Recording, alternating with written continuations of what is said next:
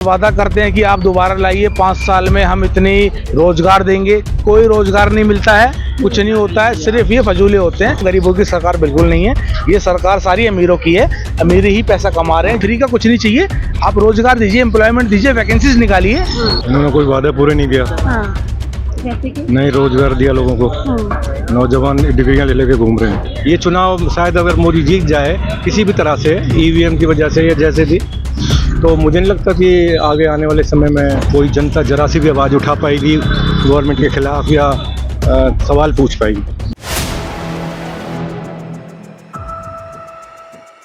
2024 के चुनाव का समय है और अब जनता सवाल करेगी, जवाब मांगेगी कि 10 साल आखिरकार क्या किए। क्या महंगाई पर एक तरीके से रोक लगाई गई, क्या बेरोजगारी खत्म की गई, या फिर जो गरीबी है उसको कम किया गया। तमाम ऐसे सवाल है जिसमें जनता जवाब चाहती है। और 10 साल का कैसा रहा मोदी का कार्यकाल, यही जानने के लिए आम जनता के बीच में लगातार दिल्ली के अलग अलग कोने में जाती हूँ। कुछ लोग हैं हमारे साथ में, उनसे सीधा जुड़ूंगी कि कैसे रहे 10 साल। सर, अभी चुनाव है, पहले चरण का चुनाव भी हो चुका है, क्या लगता है किस तरीके के 10 साल मोदी सरकार के रहे? मोदी सरकार ने 2 काम अच्छे करे। एक राम मंदिर बना के एक 370 धारा हटाई कश्मीर से, अच्छे काम हुए, ठीक है, वो देश के हित में थे। लेकिन जो ये महंगाई हुई, पेट्रोल बढ़ा, राशन बढ़ा, गरीबों के लिए कुछ नहीं हुआ। लेकिन जो पॉलिटिक्स का काम था उन्होंने करा। लेकिन जो होता है ना, एक आम आदमी की नीड, वो पूरी नहीं हो पाई मैडम। देखो मैं आपको बताता हूँ, आम आदमी को क्या चाहिए? सस्ता राशन, सस्ता पेट्रोल, अपना घर का खर्चा। और सबसे मेन जो मुद्दा है अनएम्प्लॉयमेंट का, वो कभी पूरा नहीं हो पाया आज तक भी। बेरोजगारी इतनी फैल गई है मोदी सरकार में, आज तक पूरी नहीं हुई है। और वादा करते हैं कि आप दोबारा लाइए, 5 साल में हम इतनी रोजगार देंगे। कोई रोजगार नहीं मिलता है, कुछ नहीं होता है, सिर्फ ये फजूले होते हैं, कहने वाली बातें। एक इनका एक फेमस डायलॉग है, अच्छे दिन आने वाले हैं। अच्छे दिन कुछ नहीं आते मैडम। अच्छे दिन आप नौकरी करोगे तो आपको अच्छे दिन मिलेंगे, अपने घर का आप काम कर सकते हो। लेकिन यहाँ नौकरी भी नहीं मिलती, कुछ भी नहीं होता मोदी सरकार में। मतलब आप देखते हो, दिल्ली का सीएम भी इन्होंने जेल में पैक कर दिया है। भ्रष्टाचार पे एक्शन बताया जा रहा है उसको। हाँ, भ्रष्टाचार में, लेकिन सबूत कोई नहीं है ईडी ने। लेकिन अभी संजय सिंह ने जो अभी इनको अरेस्ट किया था, वो भी अभी बेल हो गए हैं। केजरीवाल की बेल हो जाएगी जल्दी ही। बिल्कुल, आपने बात की 10 सालों की। आपने कहा कि जो जनता से जुड़े हुए मुद्दे होते हैं, महंगाई, बेरोजगारी, गरीबी, ऐसे मुद्दे होते हैं जिससे सीधा सीधा सरोकार होता है। और जब सरकार में मोदी सरकार आई थी, इन्होंने यही बड़ी बातें की थी कि बहुत हुई महंगाई की मार, अब की बार मोदी सरकार, बहुत हुई बेरोजगारी, अब की बार मोदी सरकार। आपने कहा इन पे काम नहीं हो। लेकिन दूसरी साइड आपने कहा कि राम मंदिर जो देश हित में, आपको कैसे वो देश हित में राम मंदिर लगा? देश हित में ये है क्योंकि वो मंदिर था पहले भी। जब मुगलों का रास्ता उन्होंने तोड़ के अपना बनाया, अब राज हुआ तो भाई जो था पहले वो उन्होंने अपना कर दिया। अब राम मंदिर बनाया, धारा 370 हटाई, ठीक है, 2 काम अच्छे करे, लेकिन इसके अलावा कुछ भी नहीं करा। अनएम्प्लॉयमेंट एज यूजुअल जो चलती आ रही है मोदी सरकार के राज में 5 साल से, 10 साल कह देंगे अब। और जो महंगाई बढ़ी है वो बढ़ी है। तेल सस्ता नहीं हुआ, पेट्रोल जिसमें चलती है दुनिया। जो कहने वाले कह देते हैं कि 20,000 रुपये का कर दो पर लीटर, हम डलवा लेंगे, लेकिन ऐसा कुछ भी नहीं होता। जो नौकरी पेशा है ना, वो 50-50 रुपये बचा के अपने घर का खर्चा करते हैं। तो ऐसा भी नहीं होना चाहिए कि आप अमीरों की सोचो, गरीबों की, मिडिल लेवल जो बिलो पॉवर्टी लाइन है, उनके भी थोड़ा काम करना चाहिए। सरकार दावा करती है कि मैं गरीबों की सरकार हूँ और मेरी सरकार ने पिछले 10 नहीं, साल गरीबों की सरकार नहीं है मैडम, गरीबों की सरकार बिल्कुल नहीं है। ये सरकार सारी अमीरों की है। अमीर ही पैसा कमा रहे हैं, जिनका है प्रॉपर्टी वो अपना कर रहे हैं, एक्सटेंड कर रहे हैं आगे। लेकिन अभी कुछ भी नहीं हुआ ऐसा जिनको गरीब कुछ कह सके। बाकी आप जुमले आप दीजिए कि हम ये कर देंगे, वो कर देंगे, बाकी ऐसा कुछ नहीं करा है। 2014 में युवाओं को बड़े ख्वाब दिखाए थे, फिर कहा था कि 2019 तक, फिर 2019 से 24 और अब 2024 से 2047 के ख्वाब दिखाए। देखो, जो जुमले में आता है वो तो 2024 में भी आएगा, 2044 में भी आएगा। जुमलों का कोई जो शिकार होगा वो तो आएगा ही, लेकिन जो समझदारी से काम लेगा वो अपना देख लेगा। तो जनता समझ चुकी है क्या इस बात? जनता क्या समझती है, जनता का अलग अलग माइंड ना, सबकी अपनी सोच है। कोई आम आदमी चाहता है, कोई कांग्रेस चाहता है, कोई बीजेपी चाहता है। लेकिन जो अभी रियलिटी है वो ये रियलिटी है कि अभी बीजेपी ने सिर्फ 2 काम अच्छे करे हैं, इसके अलावा कुछ भी नहीं। बस ये है। इसके अलावा तीसरा काम उनको अच्छा बता दें तो हम मानेंगे, उस काम को अप्रिशिएट करेंगे। राशन की लगातार बात की जाती है, राशन ये फ्री में दे रहे हैं, ठीक है, राशन भी उनको दे रहे हैं जो बीपीएल है, बिलो पॉवर्टी लाइन। बाकी बिलो पॉवर्टी लाइन जो मतलब स्लम एरिया में रहते हैं उनसे वो दे रहे हैं। लेकिन मिडिल क्लास का भी तो सोच लो।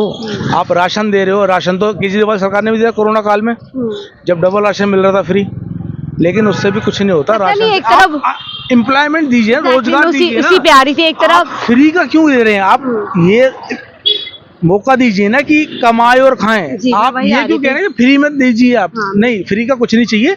आप रोजगार दीजिए, एम्प्लॉयमेंट दीजिए, वैकेंसीज निकालिए, बस। यानी जो बात करते हैं मोदी सरकार कि हम आत्मनिर्भर बना रहे हैं और दूसरी तरफ 80 करोड़ लोगों को राशन देते हैं, तो ये दोनों ही बातें कॉन्ट्रडिक्टेड नजर आती है। सर, आपको क्या लगता है 10 साल कैसे रहे भाजपा सरकार? नहीं जी, बिल्कुल बेकार, बिल्कुल बेकार मैम। जीरो, बस सिर्फ ओनली जीरो, मैं और कुछ नहीं बोल रहा। जीरो के आगे कोई नंबर नहीं। कोई नंबर जीरो ही है। मैं भी बोल रहा हूँ जीरो है हाँ। और जीरो ही रहेगा। अब तो ये 400 पार का जो दम भरा जा रहा है, किस बुनियाद पे भरा जा रहा है? वो भाई बताएंगे, भाई को पता ही है आपको क्या सारा। लगता है सर, जो 400 पार है, जब काम नहीं किए जनता तक जो देखिए, योजनाएं- हर नेता बोलता है कि मैं ही जीतूंगा, कोई ये नहीं बोलता कि मैं हारूंगा। आप 400 बोलिए, आप 450 बोलिए, पार बोलिए, उससे मतलब नहीं है। आपने जिससे आपको खौफ था, केजरीवाल जी, दिल्ली सरकार जो चीफ मिनिस्टर हैं हमारे माननीय, आपने उनको ही जेल में पैक कर दिया है। मतलब आप अपोजिशन में कोई नहीं चाहते, तो आप इंडिपेंडेंट ही जीतना चाहते हैं। आप वो जानते हैं कि आप वो कह रहे हैं इस्तीफा दीजिए, आप इस्तीफा दीजिए। इस्तीफा दे देंगे तो आपके अपोजिशन में कौन आएगा? अपोजिशन में कोई है ही नहीं। आप तो मतलब मैं ही अकेला मैच लगाया मैंने अपने खुद ही, मैच जीत गया, ये बात होती है। बोल रहे ट्रेलर है, अभी पिक्चर बड़ी बाकी है, सारे भ्रष्टाचारी एक एक करके अंदर जाएंगे। नहीं, कोई भ्रष्टाचारी नहीं, सबूत दिखाइए तब बात होती है। जिसकी सरकार, वो बात है ना, कहावत कहते हैं मैडम, जिसकी लाठी उसकी भैंस। आपकी सरकार है तो आप किसी को भी आप अंदर डलवा देंगे, इंक्वायरी करवा देंगे। मैं ये नहीं कहता कि ठीक है, बीजेपी भी सरकार है, आम आदमी भी, कांग्रेस भी, सब एक अपना इंडिविजुअल काम कर रहे हैं, सबका करते हैं, सब नेता हैं। नेता कुछ नहीं देता, ठीक है, लेकिन जो काम कर रहा है, जैसे केजरीवाल जी हैं हमारे, उन्होंने फ्री पानी, फ्री बिजली सब्सिडी दी है, और दिल्ली का सारे सरकारी स्कूल, मेडिकल, सारे हॉस्पिटलिटी, सब फैसिलिटीज करी है, ठीक। तो आप उनको ही, क्योंकि दिल्ली में केजरीवाल के अलावा जी और कोई नहीं आ सकता, तो उनको ही आपने अंदर जेल में अरेस्ट करा दिया, तो आप यही उनसे डर है ना, बस सीधी सी बात है। आप इस बार केजरीवाल मतलब केजरीवाल ही है दिल्ली में तो केजरीवाल ही रहेगा जी। सांसदों को खतरा इस बार भारतीय जनता। यूपी में हमें योगी जी आदित्यनाथ हमें बहुत अच्छे लगते हैं, और हम नेक्स्ट पीएम योगी आदित्यनाथ जी चाहते हैं। Yogi Adityanath ji next PM. Next PM जी मोदी जी अब नहीं, मोदी जी नहीं, नेक्स्ट पीएम योगी आदित्यनाथ जी। चले, बहुत बड़ी बात है। सर, आपको क्या लगता है 10 साल कैसे रहे मोदी सरकार? बिल्कुल सही नहीं रहे। बिल्कुल भी सही नहीं। इन्होंने कोई वादा पूरे नहीं किया, हाँ, जैसे कि नहीं रोजगार दिया लोगों को, नौजवान डिग्रियां ले लेके घूम रहे हैं, गरीबों को वही 5 किलो अनाज देके और खुश कर रखा है। इसके अलावा क्या किया उनके लिए? कुछ नहीं। महंगाई इतनी हो गई है कि अगर वो अनाज के अलावा कुछ सामान लेने जाते हैं तब उन्हें पता चलता है कि उनकी जेब से कितना पैसा जा रहा है। 80 करोड़ लोगों को हम राशन दे रहे हैं, इसी नाम पे वोट मांगे जा रहे बस ये और लोग समझना चाहिए लोगों को कि सही क्या है और गलत क्या है। मीडिया तो कुछ बोल ही नहीं रहा, डर के मारे पूरी तरह मौन हो गया है।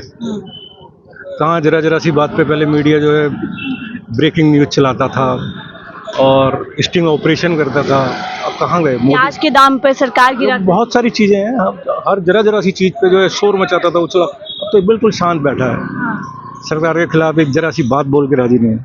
ऐसा क्यों लग रहा है आप लोगों को कि अब डर है। अगर मान लो वो गवर्नमेंट के खिलाफ कुछ भी रिपोर्ट करते हैं तो उनके ऊपर सीबीआई, ईडी, इनकम टैक्स, इन लोगों की रेड पड़ जाएगी, तो डरे हुए हैं। अब रेड भी, लोकतंत्र में जनता का ये हाल होता है। लोकतंत्र मुझे लगता है अब लोकतंत्र को बचाने का समय आ गया है।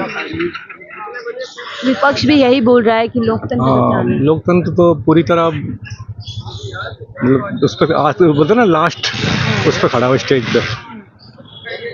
ये चुनाव शायद अगर मोदी जीत जाए किसी भी तरह से, ईवीएम की वजह से या जैसे भी, तो मुझे नहीं लगता कि आगे आने वाले समय में कोई जनता जरा सी भी आवाज़ उठा पाएगी गवर्नमेंट के खिलाफ या सवाल पूछ पाएगी।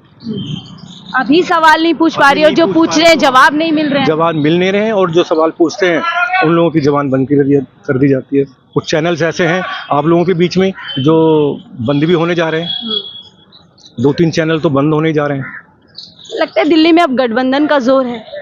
हाँ, मुझे लग रहा है कि कांग्रेस, आम आदमी पार्टी और ये जो इंडिया अलायंस है ये इस बार सीटें ले जाएगा दिल्ली से। लेकिन मोदी जी राम के नाम पे लोगों से वोट मांग रहे हैं। देखो, राम तो आस्था का प्रश्न है, हाँ, उन्होंने वोट का प्रश्न बना दिया उसे। इस चीज़ को आम जनता को समझना होगा कि राजनीति और धर्म और हमारी आस्था, वो तीनों मतलब दोनों चीज़ें अलग अलग है।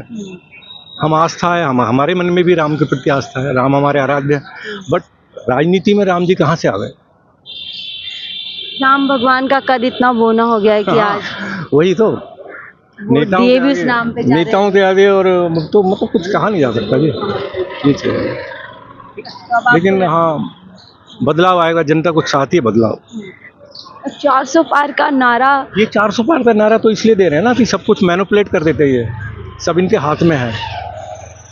अभी कुछ न्यूज़ सुनने में आ रही थी कि कहीं पे उसका जो वोटिंग से पहले जो मशीन टेस्ट की जाती है उसमें जितने वोट डाले गए उससे 1.5 गुना या डबल वोट जो है वो बीजेपी को जा रहे थे, जबकि उतने वोट उसमें डाले नहीं गए।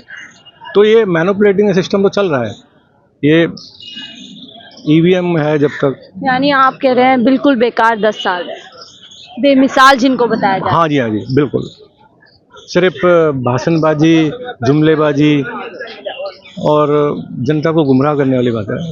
और गुमराह करने में जो मेन स्ट्रीम मीडिया है वो रोजाना सुबह शाम लगा हुआ है, सुबह शाम ऐसी चीज़ें परोस रहा है, उनको सवाल पूछने चाहिए। वो ऐसी चीज़ें परोस रहा है जो है जनता समझ ही नहीं पा रही है। संदेह वो बार बार, यानी वही वाली बात है, किसी चीज़ को 100 बार बोला जाए तो वो झूठ भी सच लगने लगता है, वो हाल वही हिसाब है, वो हिसाब। बहुत ही सरलता से, बहुत ही बोलते हैं ना सरलता से उन्होंने अपनी बात रखी है कि 10 साल में जो वायदे किए गए थे, जिन वायदों को लेकर के सभी ने लगभग विश्वास किया था कि एक नया चेहरा सामने आया, एक नई सरकार आई है, अच्छे दिनों का ख्वाब दिखा रही है। और जनता, यकीन मानिए जनता ने बहुत ही विश्वास करके उनको सत्ता में लेकर के आए थे, और एक उम्मीद थी लोगों को कि शायद 10 साल वाकई में अच्छे दिन रहेंगे। लेकिन आज जब 10 साल पूरे हो गए हैं और जब लोकतंत्र का चुनाव फिर से आया है 10 साल बाद, जब जनता उनसे सवाल पूछे कि आपने 10 साल में क्या किया, तो जवाब में बार बार राम मंदिर, 370 CA, तमाम ऐसी जो